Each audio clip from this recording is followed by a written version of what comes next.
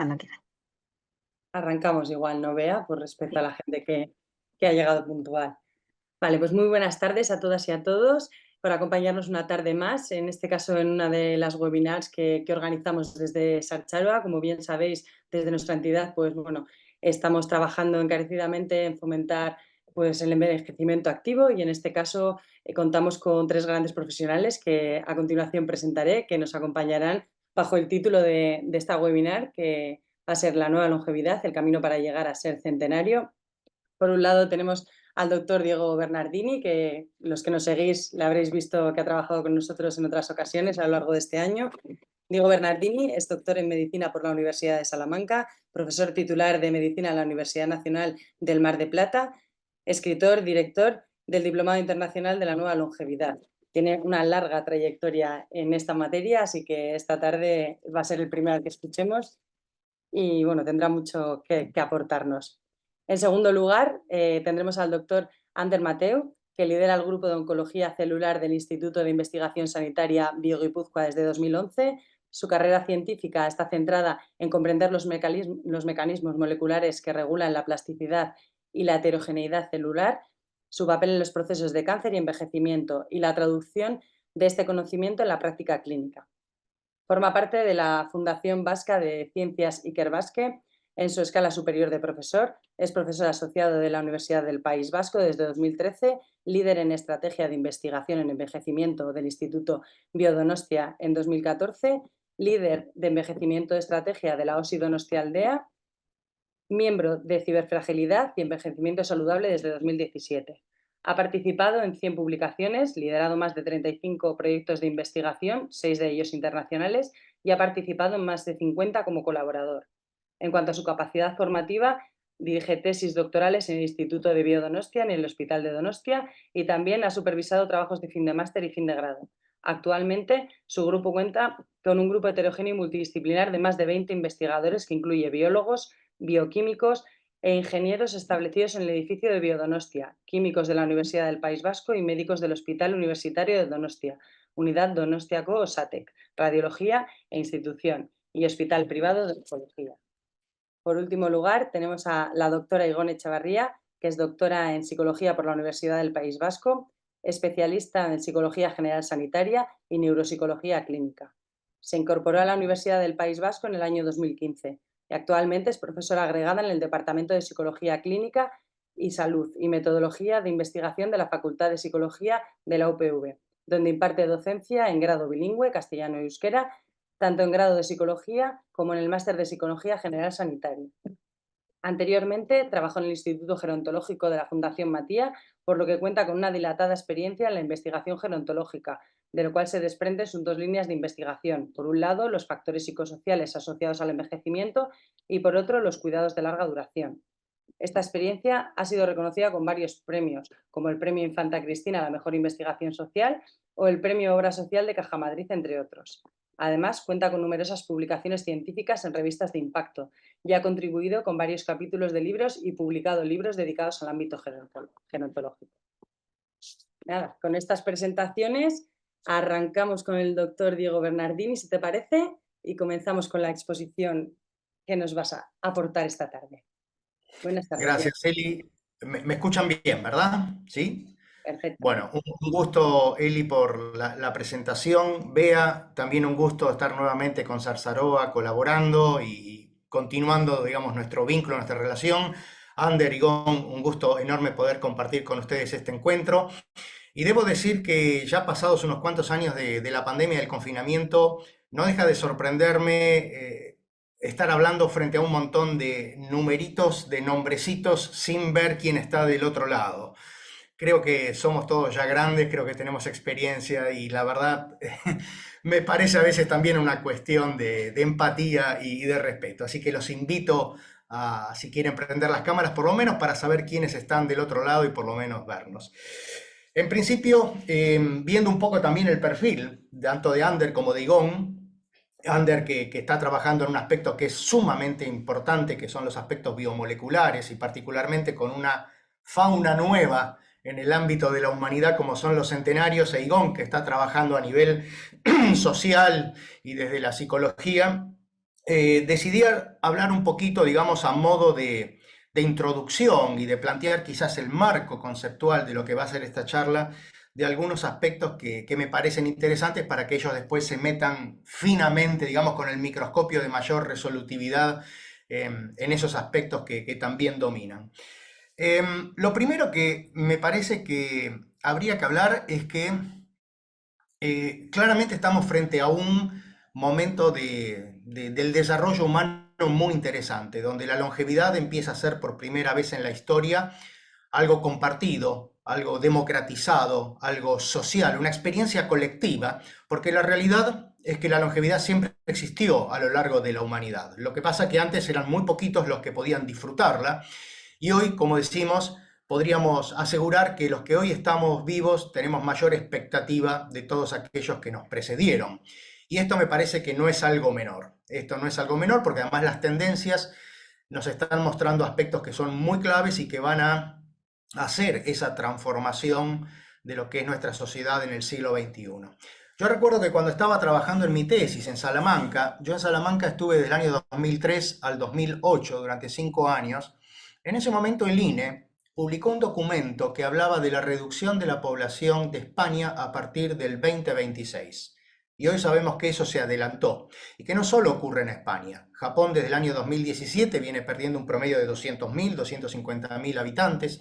Sabemos que hoy China está frente a un desafío demográfico brutal que se sintetiza con esa famosa frase de un niño, 2 padres, 4 abuelos, y que es consecuencia, bueno, durante tantas décadas de la política del hijo único. O sea, claramente hoy sabemos y estamos hablando de cambio climático, estamos hablando de inteligencia artificial, pero no tenemos en esos aspectos, por ejemplo, simplemente por nombrar esos dos, precisiones tan claras como tenemos en relación a las tendencias y a las proyecciones de lo que es la transición demográfica. Por eso digo que estamos frente a una transformación, y cuando hablo de transformación no hablo solamente del aspecto cuantitativo, sino de lo cualitativo, que es seguramente de lo que nos va a hablar Ivonne, porque cuando yo empecé a meterme en este tema hace más de 30 años atrás, siempre hablaban los especialistas de ese momento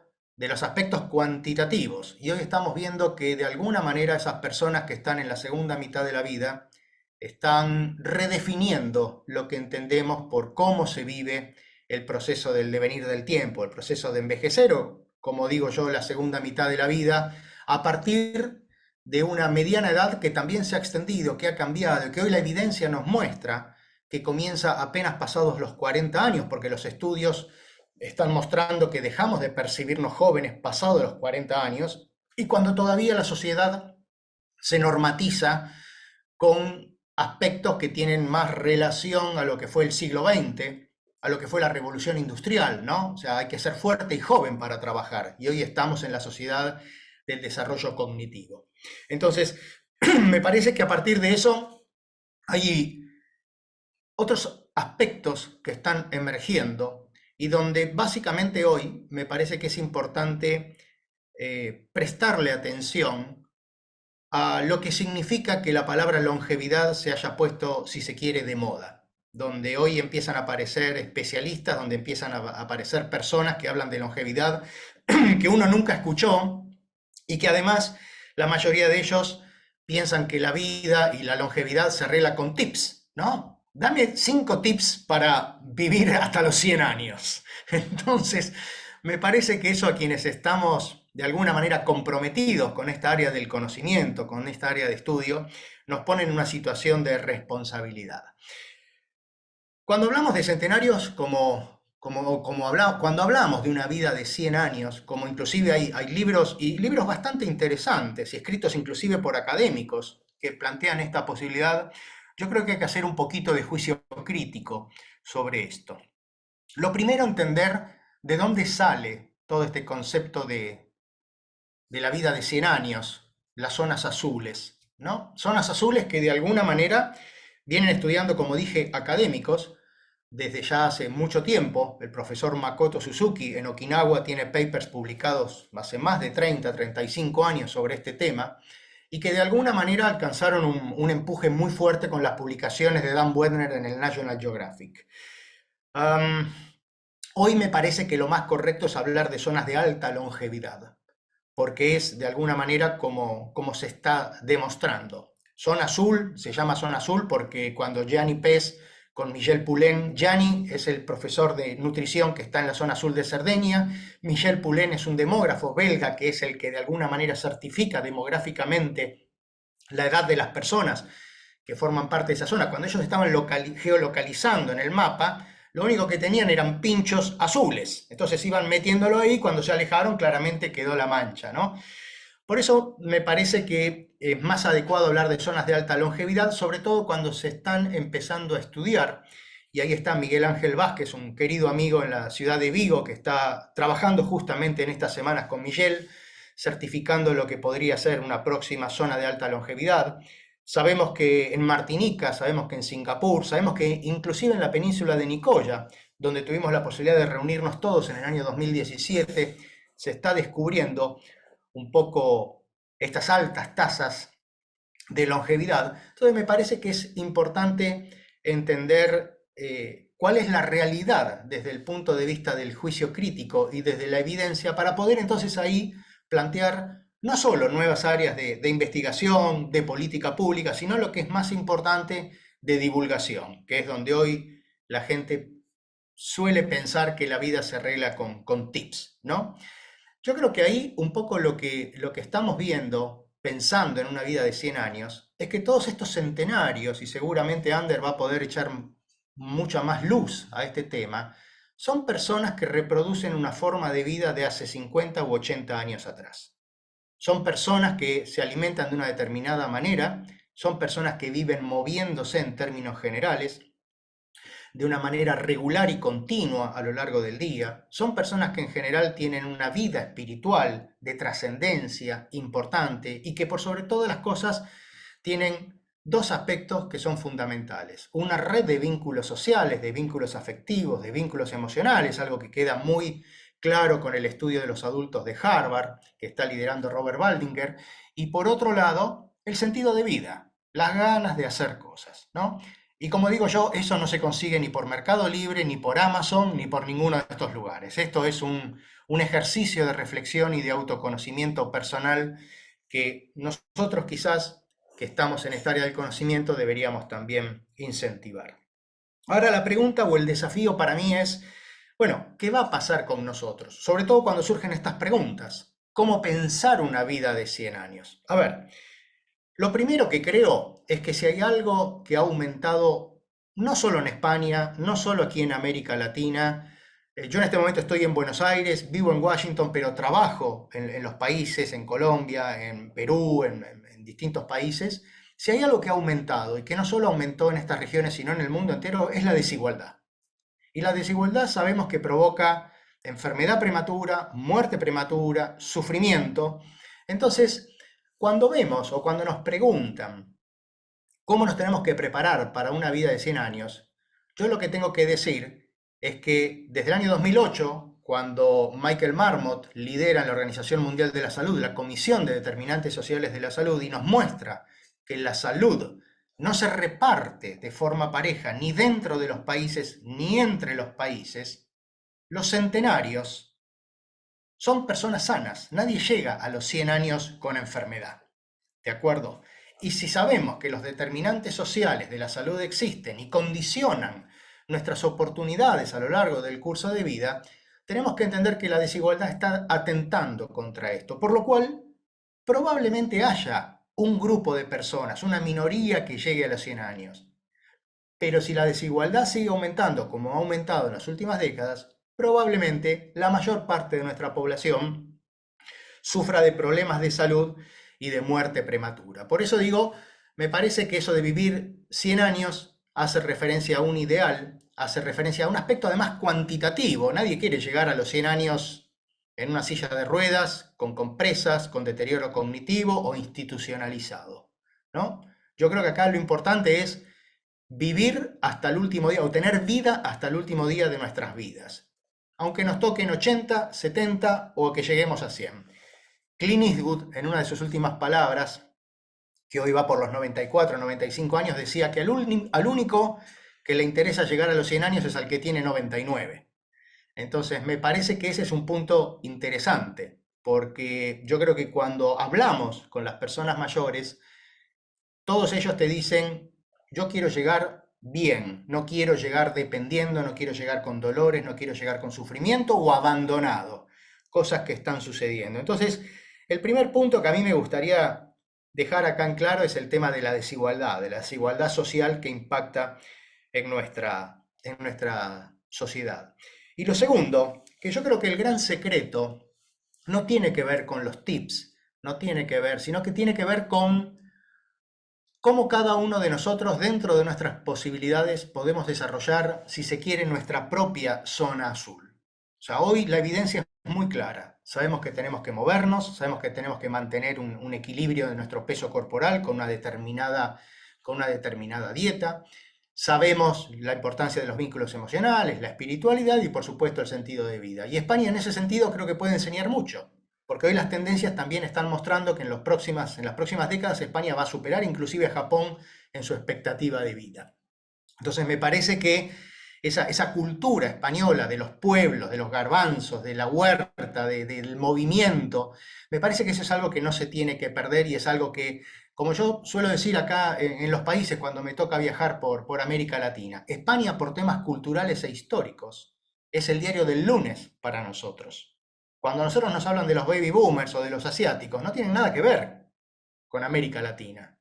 O sea, España sí tiene que ver con América Latina. Entonces, me parece que nosotros tenemos mucho que aprender de ustedes y tenemos que aprender de España. Entonces, yo creo que acá el tema es, para redondear un poco la idea, entender de qué se trata este fenómeno nuevo de la longevidad, que no es un aspecto cuantitativo, sino que yo creo que es mucho más fuerte el aspecto cualitativo, donde además, y esto seguramente Ander lo va a aclarar, la genética es importante, pero hasta ahí no más. O sea, hoy por lo menos la evidencia lo que nos dice es que los hábitos de vida son fundamentales y los hábitos de vida se pueden enseñar, se pueden cultivar. Cuando nosotros éramos chicos, por ejemplo, en Argentina, nos enseñaban la importancia del ahorro, algo que hoy ya parece mentira, pero se dejó de enseñar. Y vivir cuesta dinero. Y si estamos hablando de vidas longevas, vamos a tener que ahorrar, vamos a tener que trabajar más, vamos a tener que modificar nuestras vidas. Bueno, todo eso se enseña. Eso se llama pedagogía de la longevidad. Hoy sabemos con la evidencia que aquellas personas que tienen más alfabetismo en salud, tienen mejores performances en salud, van menos al hospital, se cuidan mejor, tienen más hábitos de vida. Bueno, nosotros me parece que tenemos que hacer pedagogía de la longevidad. Y esto se enseña desde las generaciones más jóvenes porque además, hoy el valor que tenemos en nuestra sociedad es la intergeneracionalidad, es la posibilidad de compartir distintas experiencias y cursos de vida. Y además, como estamos teniendo menos hijos y cada vez estamos teniendo más perros y gatos, es importante que las generaciones más jóvenes sepan del valor que tienen las personas mayores, porque además de rebote le vamos a estar pegando al edadismo, ¿de acuerdo? Que es un tema que nos afecta claramente no a los mayores de hoy, sino que nos va a afectar a nosotros el día de mañana. Así que bueno, yo con esto, Bea, Eli, si me permiten, quisiera cerrar un poquito la idea, dando, como digo, de alguna manera este marco introductorio, este marco conceptual, para entonces sí meternos con Ander y con Igón en aspectos más específicos y después poder discutir y charlarlos entre todos. Así que les agradezco el tiempo y por supuesto la invitación. Fantástico, Diego, como siempre. Muchísimas gracias por todas tus aportaciones. Indicaros un poquito a todas las personas que nos estáis acompañando esta tarde que el turno de preguntas lo hemos decidido dejar para el final, ¿vale? Vamos a escuchar primero todas las aportaciones que nos tienen que dar los doctores y al finalizar todas las exposiciones que van a llevar a cabo daremos turno a ruegos y preguntas, ¿vale? Dicho esto, vamos a pasar el turno al doctor Ander Mateu. Tu turno, Ander. Perfecto. Muchísimas gracias, Diego, por esta introducción tan clara y tan bonita. La verdad que eh, has contado ya cosas de las que iba a hablar, entonces las voy a intentar simplificar, sobre todo lo que es un poco la parte introductoria y cómo es la puesta en común, ¿no? Del concepto de centenarios y cómo llegamos, ¿no? Lo primero que quería es algo que ha comentado también al principio. Yo lo había puesto aquí en estas diapositivas. ¿Cuál es? Estamos viviendo más y las perspectivas son de que vamos a vivir mucho más. Es más, más del 30% de la gente ya tiene más de 65 años y abre la primera pregunta. ¿Hasta cuándo vamos a vivir? Esto va a conllevar que vivimos pues hasta incluso ser inmortales. Pues bueno, ese es un concepto que no es del todo real. Hay algún tipo de ser que puede ser que vive mucho, pero en nuestro caso, en las personas, ya hay estudios de hace 8 o 10 años que dicen que hay un límite para la longevidad humana, que está pues aproximadamente, se hablaba 115 años y se hablaba que el máximo podría incluir hasta 125, pero estamos en ese rango. La persona que más ha vivido históricamente está en 122, o sea que se encaja bastante bien en este punto, ¿no? Con lo que el punto ya no es cuánto más vamos a vivir, sino cómo vamos a vivir. Y aquí está otro de los puntos principales, ¿no? De la realidad de hoy en día es que estamos viviendo más, pero están viviendo con una serie de mayor capacidad, mayor mortalidad, mayor mortalidad, no, mayor comorbilidades, dependencia, y eso es un challenge, como ha comentado Diego, muy, muy, muy grande actualmente. Entonces, también se sabe que no todas las personas viven igual, tienen distintas trayectorias y hay que entender, como ha comentado también Diego, cómo podemos llegar a vivir más y mejor. Y ahí entra el fenómeno de los centenarios y de las zonas azules, que ya las ha comentado antes, que planteaban pues eso, que efectivamente estas personas que viven más pues podían ser buenos modelos para estudiar y para entenderlas, ¿no? Y Diego ya ha comentado cuáles son fundamentalmente las características que muchas de las personas que viven en estas zonas azules tienen, y ha comentado pues eso, alimentación, ejercicio, poco estrés, son características que en base a estudios que se han hecho, sobre todo pues en estas zonas, pues se han descrito, ¿no? Yo me voy a enfocar un poco en un aspecto diferente, que es un poco qué características clínicas tienen las personas centenarias, qué impacto tienen desde el punto de vista sanitario y la biología. Y lo que se empieza a entender de los centenarios y sobre todo de los dos conceptos que hay sobre la longevidad es que hay dos conceptos. Por un lado, y si veis aquí la diapositiva, esto sería la normalidad. Empieza a haber un momento en el que empiezan a aparecer las enfermedades, la morbilidad, y llega un momento que van aumentando hasta qué punto del fallecimiento. En el caso de los centenarios y en el caso de fundamentalmente los centenarios, se habla de la posibilidad de que haya una expansión o un aumento de la morbilidad. Es decir, que lo que haya sea unos supervivientes, pero que sea a costa de vivir peor. Y entonces eso la verdad que sería una limitación, sería una faena, porque lo que estamos haciendo es vivir en peor estado, en mal estado. Y ahí lo que hablaba Diego, calidad de vida, buscamos la calidad de vida, ¿no? Y en ese rango de calidad de vida entra lo que es el compression of morbidity, es decir, que la morbilidad se ajuste y se llegue casi hasta que coincida con el fallecimiento. Es decir, esta segunda opción, que el tiempo con patologías o el tiempo de mala calidad de vida sea hasta limitado hasta el punto casi de estar asociado al fallecimiento. Y esos, cuando hay algunos estudios de centenarios, hablan de delayers, que son retraso de esta morbilidad. Incluso hay algún caso donde hay escapers, es decir, que fallecen sin haber tenido ningún tipo de patología. Y entonces, este es el marco conceptual en el que estamos actualmente en base a esos estudios de centenarios, ¿no? Otra vez volvemos a nuestro entorno, volvemos a la situación del País Vasco, donde es una de las poblaciones más envejecidas y donde es una de las poblaciones más envejecidas y además donde se ha visto que hay bastante asociado, aquí hay un porcentaje de esos años que se viven con discapacidad y con mayores enfermedades, ¿no? Entonces, la pregunta que nosotros nos hacíamos y que hemos intentado responder es, ¿hay una población centenaria en el País Vasco?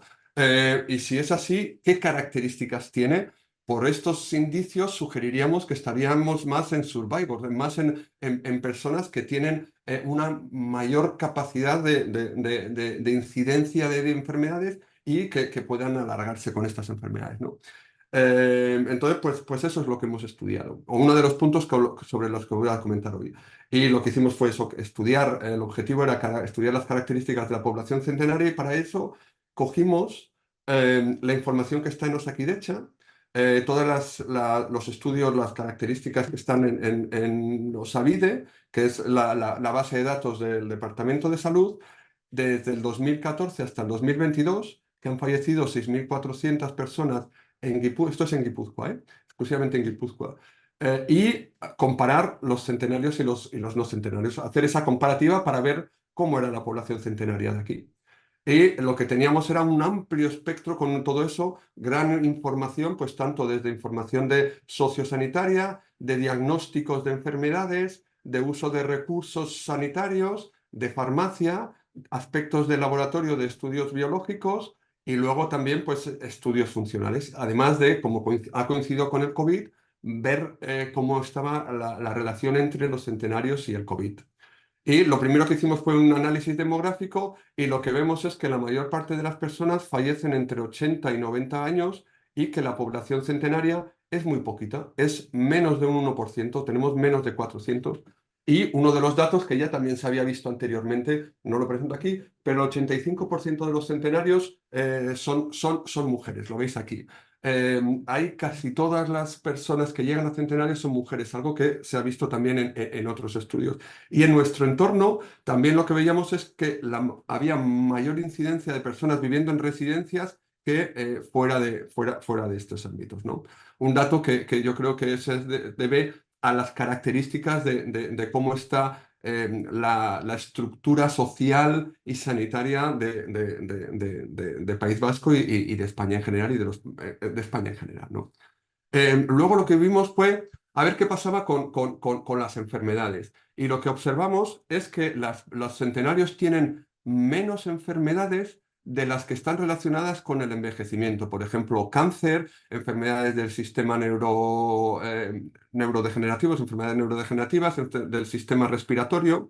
Y no había diferencias en enfermedades que no tienen ningún tipo de relación con el envejecimiento. Y lo vais a ver anomalías congénitas, complicaciones de los embarazos y así, lo que sugiere que estas personas, una de las causas por las que llegan a centenarios es porque tienen menos enfermedades.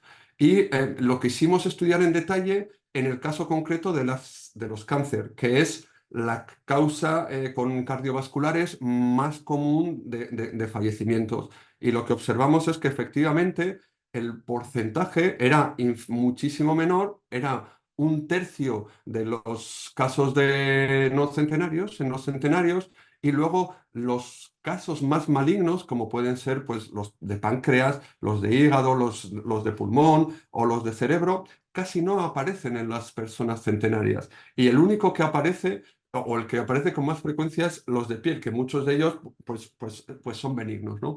Otra vez, siendo una de las posibles causas de relación. También vimos que las personas centenarias tenían menos casos de diagnóstico de patologías cuando iban al médico y menos casos o menos número de tumores diferentes, es decir, menos tipos de cáncer que las personas no centenarias. Y otra vez, de manera muy sorprendente, de manera muy notoria, no tenían ningún tipo de casos de metástasis. Recordad que la metástasis es la mayor causa de muerte asociada a las patologías a la patología de cáncer, ¿no? Y también, pues, tenían bastantes menos tratamientos asociados a las patologías de cáncer, ¿no? Es decir, era un rango bastante coherente. Y para confirmar este dato de la relación con la longevidad y de la supervivencia, lo que observamos es que los centenarios vivían más que las personas no centenarias desde el momento del primer diagnóstico de cáncer. Y no solo eso, también veíamos que los últimos años de cáncer, el último año de cáncer también vivían bastante más que las no centenarios, ¿no? Entonces, esto es una posible explicación de cuál es una de las posibles causas de cáncer, perdón, de fallecimiento de los centenarios, pues se retrasa de una manera significativa. También estudiamos la prevalencia de escapers, de personas que se liberan o no presentan ningún tipo de patología, en este caso de las patologías más habituales, ¿no? Es una figura un poco diferente, pero aquí lo que veis es el porcentaje, el 100% es el porcentaje de personas que no tienen la patología concreta. Y lo que veis es que algunas de estas patologías, en general, las personas de 50 años son libres de enfermedades y luego empiezan a tener, casi todas hay como un valle, aparecen las enfermedades y el rango donde menos hay personas libres de enfermedades está en este rango de aquí, entre los 80 y los 90. Si veis aquí están todos los puntos por aquí de este. La única enfermedad que va en contra o que no va de esa forma son los tumores, que las neoplasias, donde hay poco o un porcentaje reducido de escapers o el que menos hay en los años 50 y 60 y va aumentando con la edad. Pero otra vez, lo que se confirma, y lo hicimos en la comparativa de tanto en la común de enfermedades entre hombres y mujeres, y lo que se confirma es que hay un valle entre los 80 y los 90 años. Es decir, las personas tienen enfermedades en el rango de 70 hasta 85-90 y a partir de eso empiezan a haber más personas que no sufren de enfermedades. No solo los que viven más son los centenarios, sino que los que viven también en esos últimos años también viven con una calidad de vida en general, o al menos bastante buena, ¿no? Esto va un poco en correlación con las posibles causas de las patologías que desarrollan estas enfermedades. Nada, esto es un poco las mismas ideas. Volviendo al punto o saltando al punto el uso de recursos, lo que observamos es que los recursos sanitarios de los centenarios usan bastante menos, los veis aquí, tanto en los días que están en la UCI, como en hospitalizaciones, como asistencia a doctores, y también las operaciones que sufren estas personas centenarias son mucho menores que las no centenarias. Y la verdad que todas ellas están claramente en la dirección de que el uso de recursos de los centenarios es mucho menor, ¿no? En el laboratorio, parecido. Lo que encontramos es que los centenarios tenían niveles más bajos de glucosa, de hemoglobina, de triglicéridos o de glicosilado, de hemoglobina glicosilada, que se han asociado con un mejor estado de salud. Es decir, parece que tanto a nivel de recursos como a nivel biológico están en un mejor estado los centenarios que los no centenarios cuando fallecen. Voy a ir muy rápido en un punto porque también nos interesó mucho ver cómo respondían al COVID estas personas centenarias. Y para ello lo que hicimos fue centrarnos exclusivamente desde el momento en el que hubo el primer diagnóstico de COVID hasta el 2022. Y lo que vimos es que, algo que se sabía, en Guipúzcoa, a mayor edad hay mayor infecciones por COVID. Entonces, incluso en los centenarios es el grupo que más se ha infectado. Y esto lo que vimos era porque vivían en las residencias. Como antes hemos comentado que vivían en residencias y las residencias eran un foco de infecciones, pues era en este punto, ¿no? Pero lo que quisimos saber es si el mayor grado de infección podía tener algún tipo de impacto en la supervivencia. Y lo que observamos es que cuando hacíamos la supervivencia total, la longevidad total de todos los centenarios, no había ninguna diferencia entre los centenarios y el resto de personas. Y un dato que era muy interesante es que la OMS hablaba de que el rango donde más gente fallecía a causa del COVID era entre los 30 y los 60 días. Y entonces lo que hicimos fue ver la supervivencia de los centenarios y no centenarios en ese punto concreto, en los centenarios a los 30 días. Y lo que observamos es que los centenarios vivían más que el resto de no centenarios, sugiriendo que otra vez hay algo interno en ellos que provoca que son más resistentes a desarrollar patologías, a ser infectados, bueno, ser infectados no, la respuesta interna a una infección externa, etc., etc., a todo, casi más o menos a todas las respuestas. Y en este caso no veíamos diferencias entre hombres y mujeres centenarias.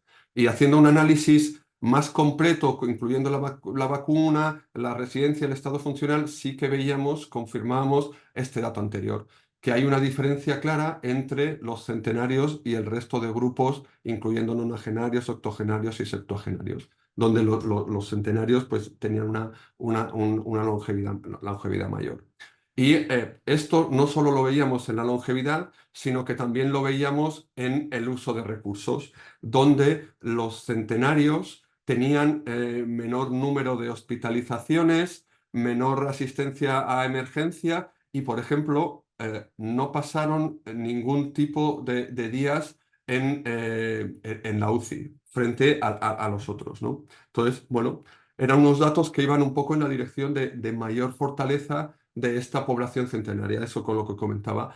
Es una población resiliente y en nuestro entorno también existe esa población resiliente que llega a los centenarios en mejor calidad de vida.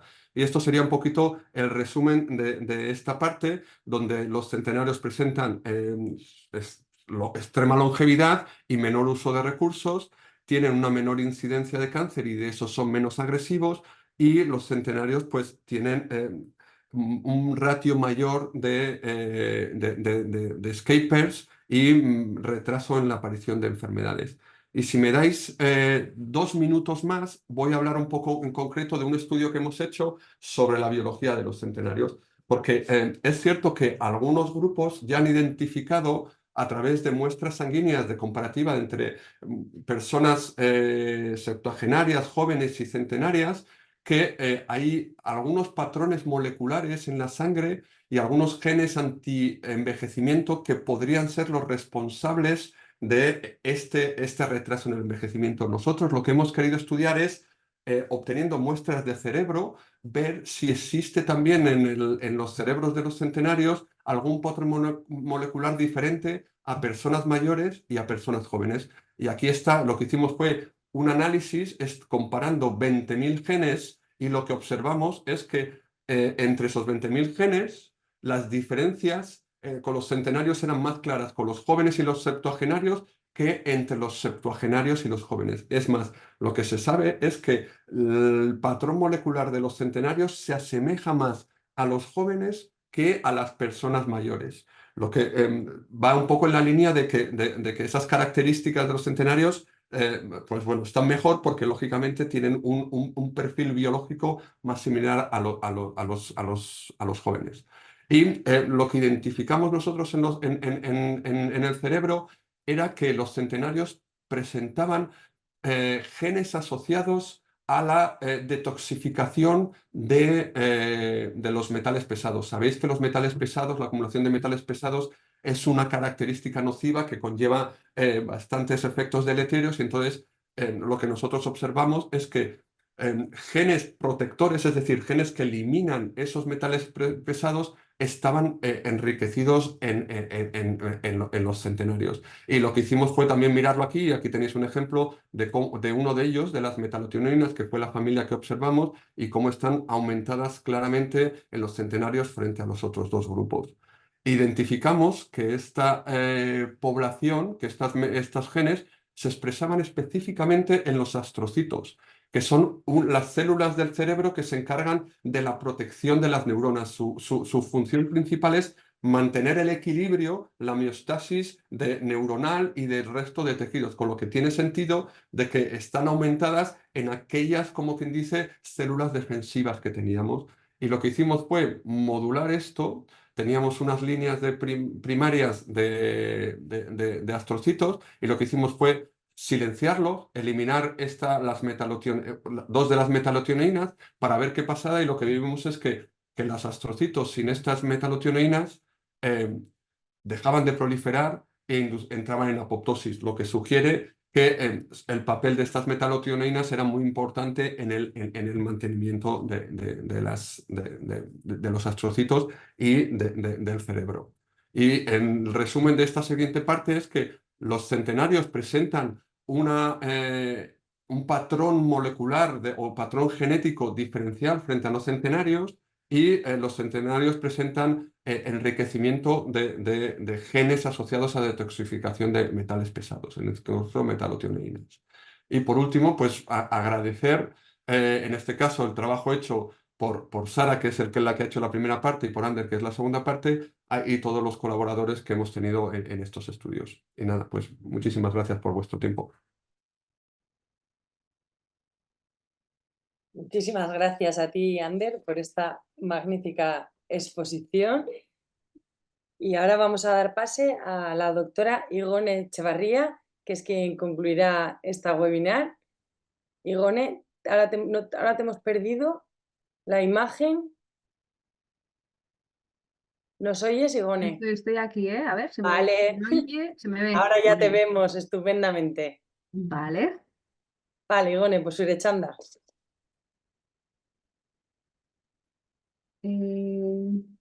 Creo que me tenéis Vale, que dar sí. permiso. Vale. Ander, es que no me deja pedirte ser anfitrión. No sé por qué ahora no. No te escuchamos. No, tendrías que o darle a Igone ser Sí. anfitriona para que pueda compartir. Compartir, no quiero compartir. Debería de dar un participar, opciones avanzadas. ahora Varios sí. participantes pueden compartir, lo he dado. Vale, no sé si Igone ahora puedes. A ver, ahora. Sí, Ahora parece que algo A hay. ver, ¿no? eso es. A ver. Ahí Sí, se sí. ve perfecto, Igone. ¿Lo veis bien? ¿Sí? Sí. Sí. Pero Sí. espera, que me está haciendo aquí algo raro. Ahora. Ahora. ¿Ahora lo veis bien?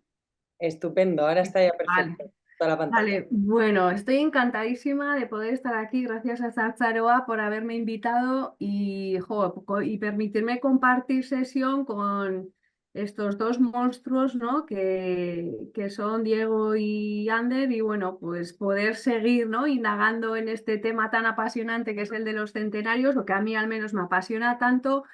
Pues queriendo aportar un poco lo que son los aspectos psicosociales, ¿no? que se asocian a la longevidad, que es un poco lo que desde nuestro grupo de investigación hemos estudiado, ¿no? Bueno, yo creo que ya hay cosas que ya se han dicho, no os voy a aburrir con cifras, pero quizás sí incidir un poco en este nuevo fenómeno que se está produciendo, que hablamos de personas centenarias, pero que también ya estamos hablando de lo que son los supercentenarios, ¿no? Personas mayores de 110 años, que creo que también por primera vez pues va a haber como muchas personas que van a alcanzar esta edad, que bueno, pues también creo que va a ser una fuente de investigaciones futuras, ¿no? que también nos ayudarán pues, a saber más sobre este colectivo.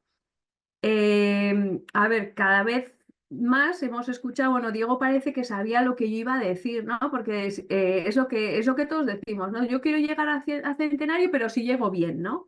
Luego, el qué es el llegar bien, pues no sabemos muy bien lo que es, y yo pues voy a tratar de explicar de alguna manera lo que, al menos en términos psicosociales o en términos psicológicos, entendemos que es llegar bien, ¿no? a centenario.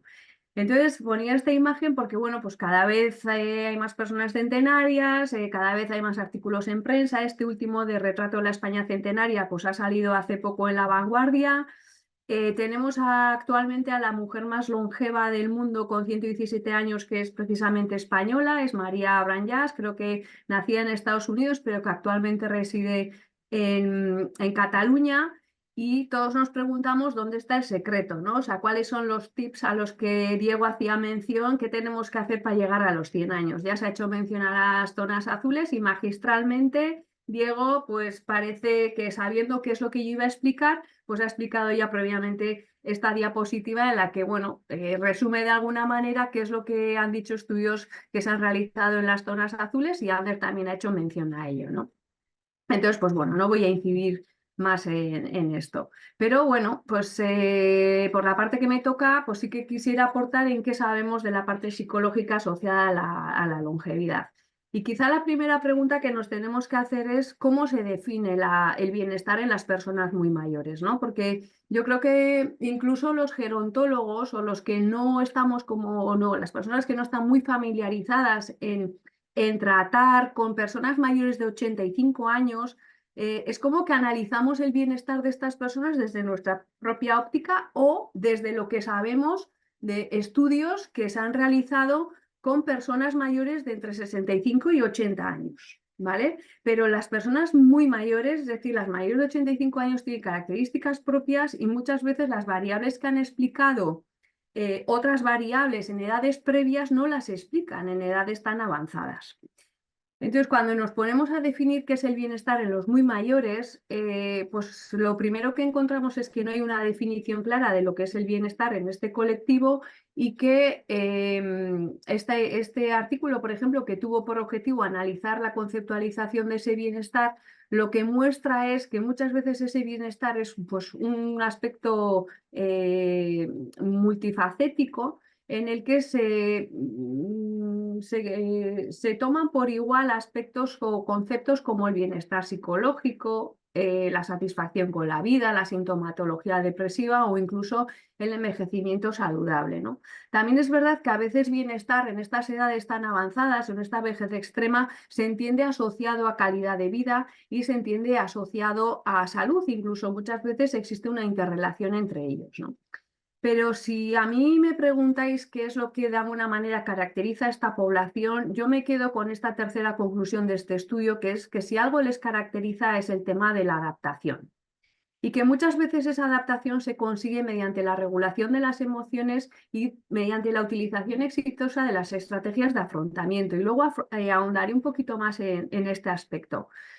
Y por último, pues también este estudio concluye que la parte del envejecimiento, que también se entiende el bienestar como parte del envejecimiento saludable, ¿no? Entonces, yo creo que cada vez más, porque claro, es verdad que para analizar los aspectos psicosociales en las personas muy mayores, claro, estas personas tienen que estar bien cognitivamente.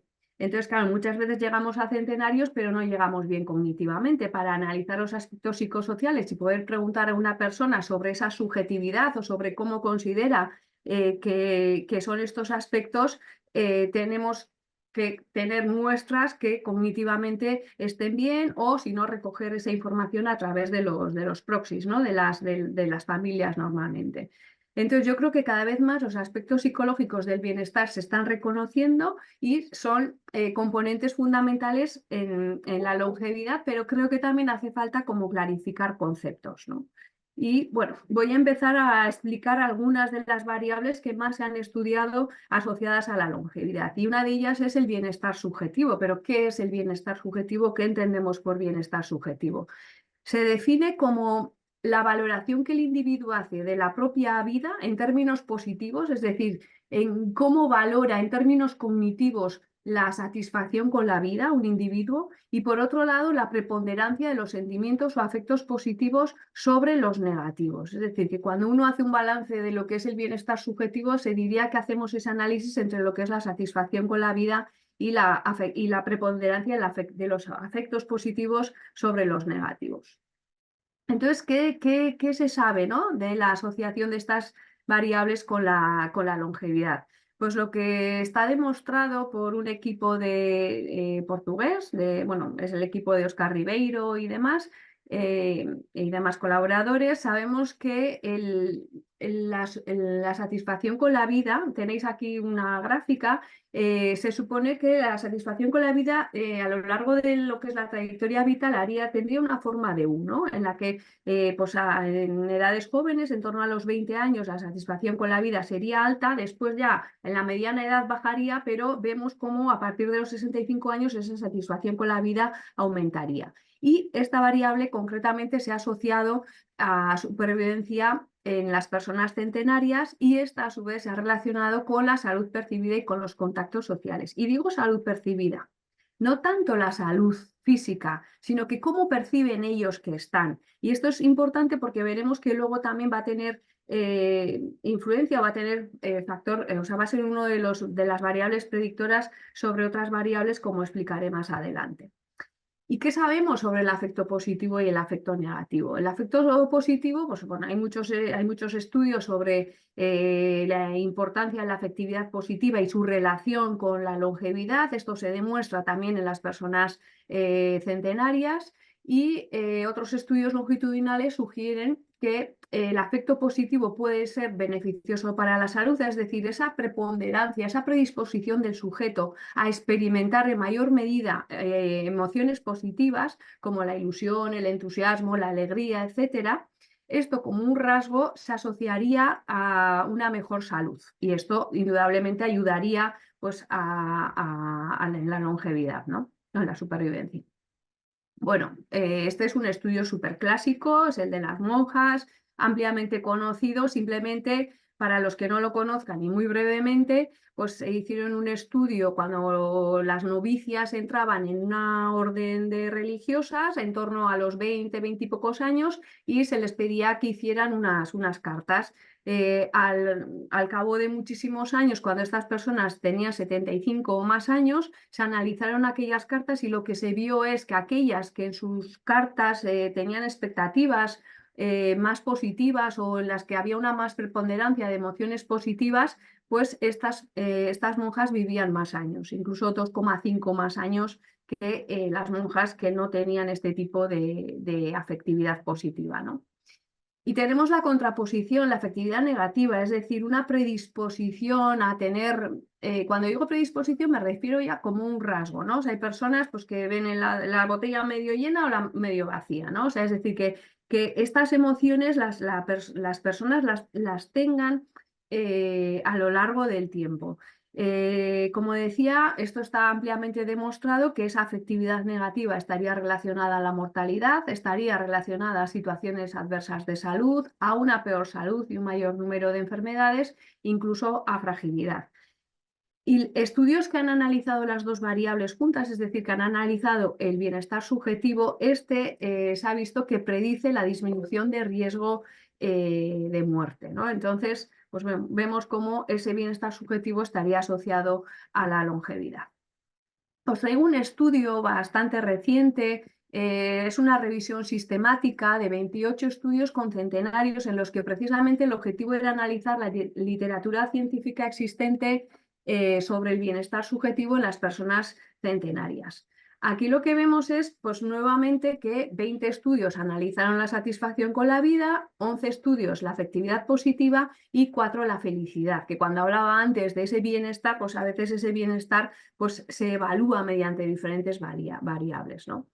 Lo que demostraron en el estudio es que el sexo y las variables sociodemográficas no eran predictoras del bienestar subjetivo.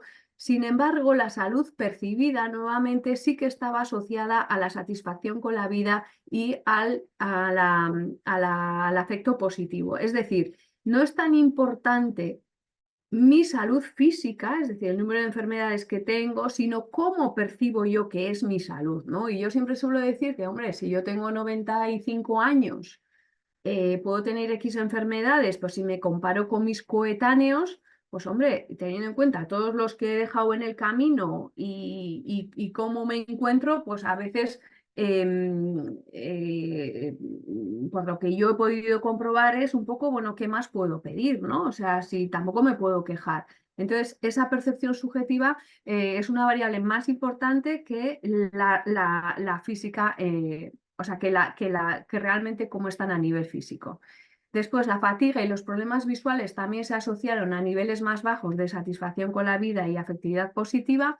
Y una de las conclusiones del estudio es que, sin embargo, hay una gran heterogeneidad en los resultados y en las variables mediadoras y moduladoras, posiblemente pues por lo que decía antes, de que la propia definición del bienestar pues muchas veces no la tenemos clara, ¿no?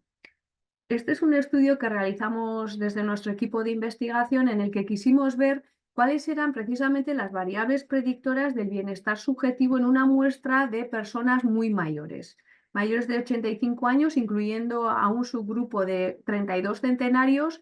Insisto en que son personas mayores que viven en la comunidad, que estaban bien cognitivamente, porque si no, no hubieran podido responder a los cuestionarios. Lo que vimos es, bueno, de todas las variables de las posibles predictoras, que teníamos un montón de variables como el funcionamiento cognitivo, la capacidad funcional, o sea, es decir, las actividades básicas e instrumentales, el apoyo social, la salud física, la real, vamos, la salud percibida y la personalidad.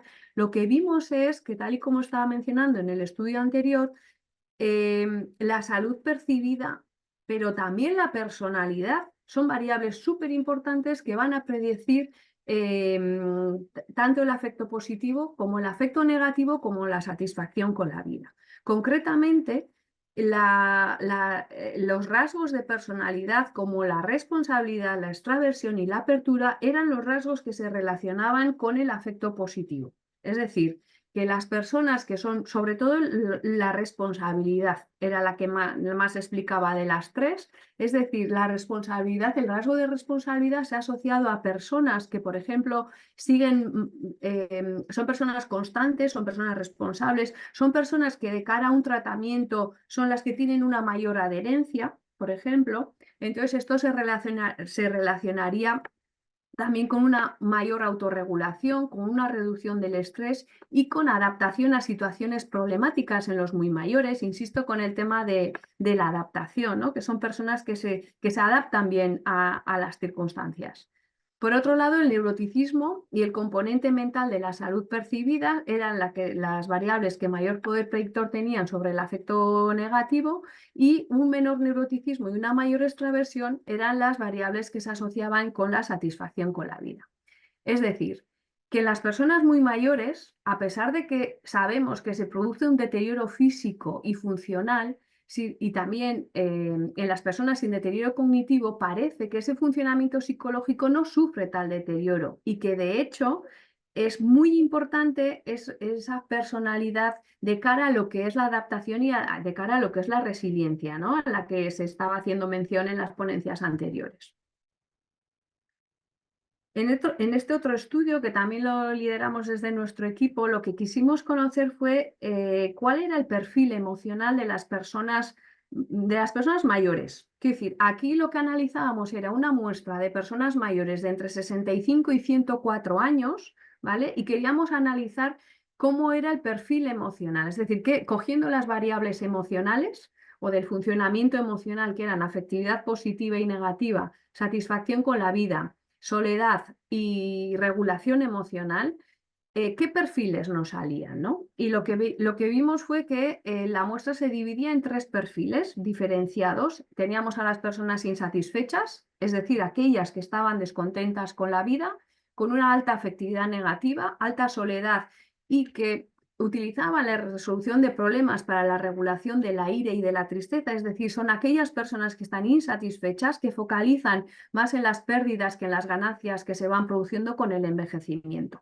Por otro lado, teníamos el perfil de felices, con buenos niveles de satisfacción con la vida y de afecto positivo, baja soledad y baja afectividad negativa, y baja utilización de estrategias pasivas para regular las emociones, es decir, podríamos concluir que se trataba de esas personas que saben ver los aspectos positivos relacionados con el envejecimiento.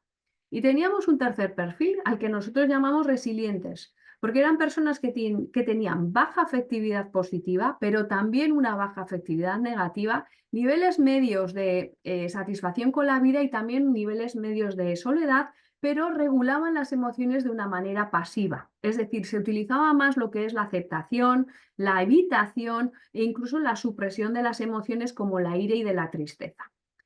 Entonces, lo que quisimos saber era cuál era el efecto de la edad, es decir, si cruzábamos la edad, ¿a qué perfil se corresponde? O sea, ¿a qué perfil era más prevalente en función de la edad de los participantes? Y esto es lo que obtuvimos. Es decir, lo que podemos ver en esta gráfica es que en edades más jóvenes, es decir, entre los 65 y los 84 años, perdón, el perfil más predominante es el de los felices. ¿Vale? Pero también vemos que hay porcentajes de insatisfechos y porcentajes de resilientes. Y sin embargo, a partir de los 85 años, el perfil emocional más prevalente era el de los resilientes. Sin embargo, también vemos que en estas edades hay presencia del perfil de los felices. Esto nos lleva a concluir que incluso en edades, o sea, esto nos lleva a concluir la heterogeneidad una vez más del envejecimiento, y que aunque la edad tiene un efecto a la hora de estar más en un perfil o estar en otro, al final también personas jóvenes hay personas jóvenes que están en el perfil de resilientes e incluso hay personas centenarias que están en el perfil de felices, que en principio sería más predominante en edades más jóvenes. Y luego estaría el tema de la regulación emocional. Antes he hecho mención a que para esa adaptación la regulación emocional es importante y nos puede ayudar en esa adaptación, ¿no? Este es otro estudio que realizamos en el que analizamos cómo regulaban las emociones, y en este caso la ira y la tristeza, las personas mayores. Y lo que hicimos fue comparar a las personas jóvenes, y entiendo jóvenes por las personas de entre 65 y 84 años y las mayores de 85, incluidas las centenarias, y lo que vimos fue que las personas más mayores, es decir, las mayores de 85, lo que utilizan son las estrategias pasivas. Es decir, utilizan más la aceptación, utilizan más la supresión y utilizan más la evitación.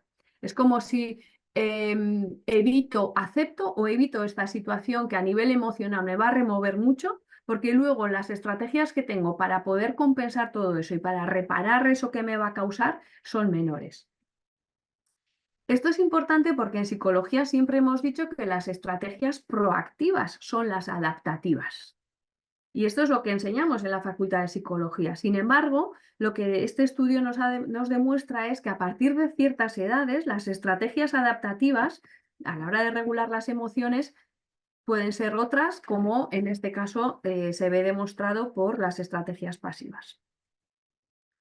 Y bueno, el apoyo social ya se ha mencionado, el doctor Bernardini ha comentado pues, este estudio, el de Robert Weilinger, y bueno, todos sabemos, y simplemente dejar el apunte también de que el apoyo social es muy importante en todas las edades, pero también en las personas muy mayores. Efectivamente, las relaciones con los iguales, con los amigos, se va perdiendo, pero para estas personas la vinculación con la familia es primordial. Y lo que hablamos de lo cualitativo, ¿no? O sea, muchas veces no es tanto cuántas veces estoy con la familia, sino que el rato que estoy que sea de calidad, ¿no?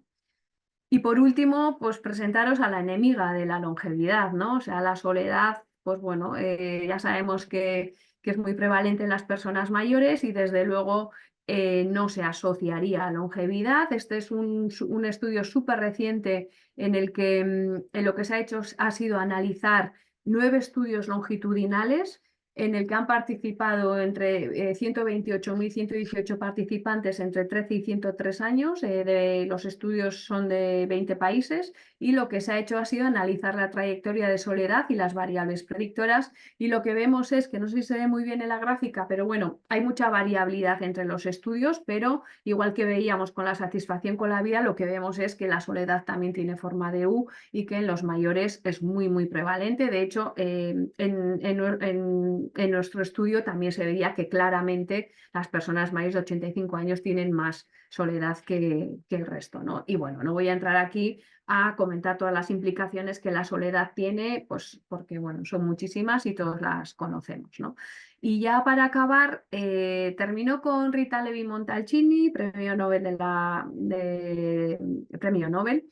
Fue neuróloga, fue una mujer que se hizo a sí misma, que superó los 100 años, una mujer súper independiente, y cuando cumplió los 100 años, bueno, tiene una biografía y demás, pero cuando cumplió los 100 años le hicieron una entrevista, ¿no? Y le preguntaban cómo es la vida a los 100 años y creo que resume muy bien pues todas las cosas que se han dicho aquí, ¿no? Dice, estupenda, solo oigo con audífono y veo poco, pero el cerebro sigue funcionando. Estoy mejor que nunca y acumulas experiencias y aprendes a descartar lo que no sirve. Y bueno, por mi parte nada más, que ricasco por vuestra atención y bueno, súper dispuesta al coloquio y a preguntas y lo que queráis.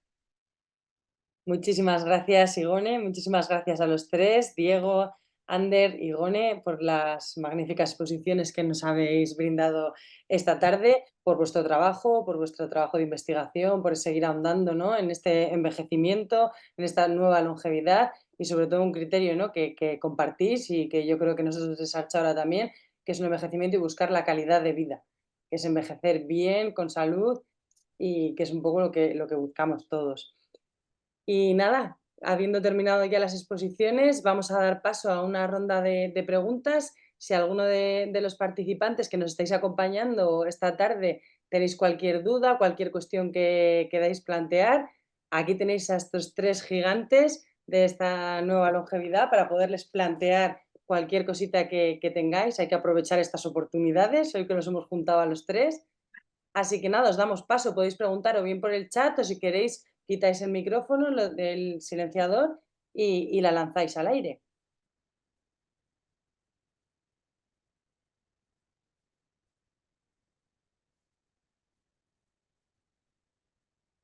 Por el chat no vemos nada y micros así descolgados tampoco por ahí, ¿no?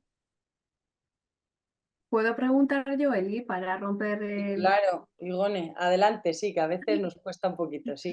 Ander, yo tenía una pregunta para ti. De todos estos centenarios, no sé si tienes el dato, pero ¿cuántos tenían deterioro cognitivo? Ese dato no lo tenemos, Mm, porque solo tenemos la información que llega a Osakidetza y allí lo que se mide son enfermedades neurodegenerativas, basada en patología, no deterioro cognitivo leve, que ya, entiendo que es la pregunta sí, que me haces. sí. Queremos, uno de los objetivos que tenemos con la base de datos es estudiar las enfermedades neurodegenerativas. Eso, queremos hacer un estudio detallado específicamente con enfermedades neurodegenerativas y ver si hay algún tipo de información relacionada con algún Bartel o alguna cosa bueno, no tanto de dependencia, pero de deterioro cognitivo. Ujú. Pero no lo sabemos. Gracias. Bueno, Aprovechamos que tenemos una preguntita por el chat, Javier Troconi, que esto es algo que yo creo que a muchas personas le interesa. En el camino hacia la vida de 100 años no cambiamos algunos esquemas sobre la vida. Por ejemplo, ¿a qué edad nos debemos jubilar? El debate se abrió. ¿Quién quiere empezar? He visto por ahí a Diego con la mano levantada, muy animado.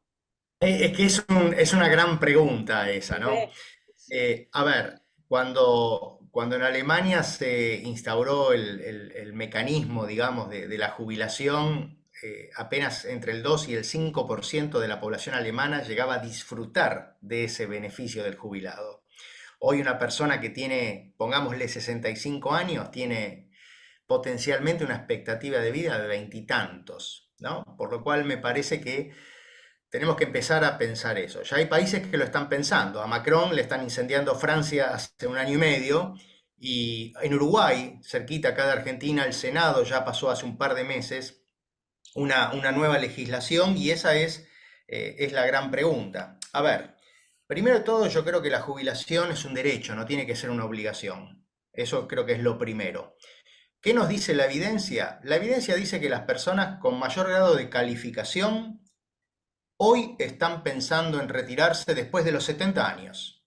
¿De acuerdo? Las personas que hicieron un trabajo más físico, que tienen menos calificación, que están sujetas a mayor incertidumbre económica, ellos sí quieren tener el beneficio de la jubilación porque les trae tranquilidad y les trae reposo también quizás a su cuerpo castigado, ¿no? Oficios como el campo, oficios como la construcción, y es comprensible.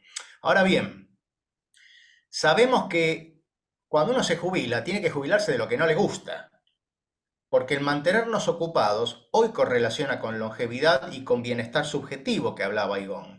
Entonces, lo que tenemos que buscar es la forma, de alguna manera, de reinventarnos, de reciclarnos, de estar ocupados, de encontrar ese sentido de vida, de entender que la jubilación es una cuestión administrativa que en muchos casos nos va a ayudar, en otros quizás no tanto, pero por sobre todas las cosas es algo que tenemos que hoy empezar a, a replantear. Inclusive hoy también los datos nos muestran algo que mencionaba Igón hace un ratito. Con la jubilación aumenta el deterioro cognitivo, pero particularmente porque es una consecuencia del aumento de la soledad, de la pérdida de vínculos, de estímulo cognitivo que implica pertenecer. Y esto, hay que decirlo, esto nos pega más fuerte a los hombres que a las mujeres. Porque para los hombres el retiro laboral nos pega muy fuerte en nuestra identidad. Entonces, hoy hay que buscar mecanismos, como por ejemplo, a ver, si yo pienso en Ander, que es investigador, a ver, yo entiendo que Ander a los 60 y pico largos de años va a estar en su plenitud. ¿Y por qué le voy a tener que decir jubilate? Tengo que buscar mecanismos para que Ander siga aportando, porque él hace un trabajo cognitivo donde la experiencia, donde todo su background suma. Suma inclusive la mentorización de investigadores más jóvenes, nobles.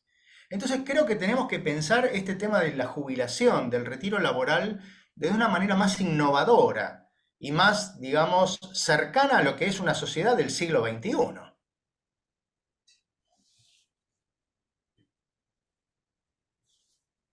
Digo Ander porque a los profesores universitarios nos pasa lo mismo.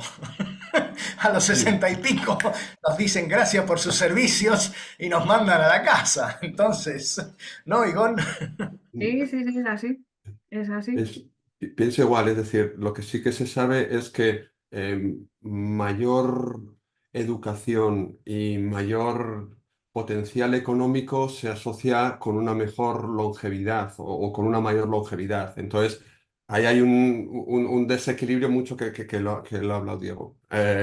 Lo- Trabajos, vamos a decir, donde no se requiera tanto una actividad física, van a tener más fácilmente un retraso en la jubilación. Cuando impacta la pérdida de función o el ejercicio físico hace falta, pues lógicamente pues seguramente se mantendrá o no será tan fácil tener este debate. Mm. Igone, de acuerdo, ¿verdad? Un poco con lo que han De estado. acuerdo, estoy con el vídeo que va y viene. Sí, Totalmente de acuerdo. Me venía a la mente un pasaje de un libro de Rosa Regás, que es un libro autobiográfico, y ella, pues bueno, acude al médico, creo que, pues no sé si no era el neurólogo, ¿no? Y acude, pues por bueno, alguna cuestión y demás, ¿no? Y entonces el neurólogo le pregunta, ¿no? Le dice, pero ¿cómo es su vida, no? Pues no, yo voy, vengo, claro, es una mujer que está jubilada, vamos a decir entre comillas, pero bueno, da muchísimas ponencias, por edad debería estar jubilada, quiero decir, pero da muchísimas ponencias, viaja mucho y demás, ¿no? Y entonces le pregunta el pero cómo es tu vida? Y entonces le cuenta todo y le dice, ¿pero no te cansas? Y le dice, no, pues lo que llevo haciendo toda la vida, ¿no? Y ella le pregunta, ¿debería de dejarlo? ¿Cuál creéis que es la respuesta?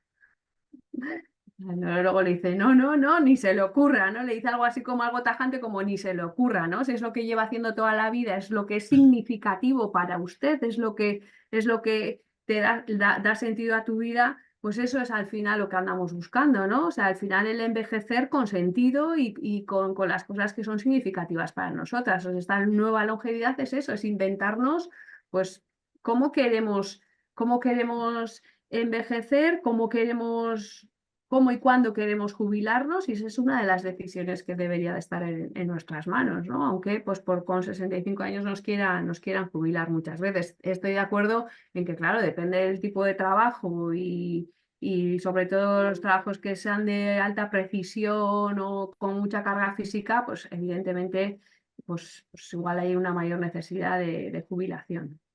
claro.